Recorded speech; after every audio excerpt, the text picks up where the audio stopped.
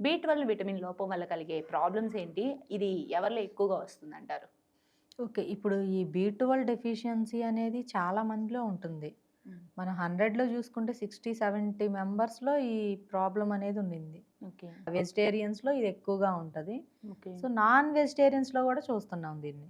హుహు. అంటే సో, ఈ బి12 అనేది ఇది వాటర్ సాల్యుబుల్ విటమిన్ ఇది.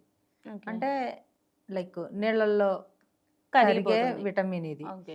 సో, మనం ఎక్కువ బి12 తీసుకున్నా గూడా, బి12 ఉండేది తీసుకున్నా గూడా హ్మ్. ఏమవుతది అనంటే, మన బాడీకి కావాల్సిన వరకే తీసుకొని మిగిలింది హ్మ్. వాటర్ ఫార్మ్‌లో బయటకొచ్చేస్తుంది ఇది. ఓకే. అంటే లైక్ యూరిన్ ద్వారా, హ్మ్. మోషన్ ద్వారా వాటి ద్వారా వచ్చేస్తది. ఆల్‌మోస్ట్ చాలా వరకు మనకి. హ్మ్. సో, ఇప్పుడు బి12 అనేది చాలా చాలా ఉండింది ఈ ప్రాబ్లమ్. హ్మ్.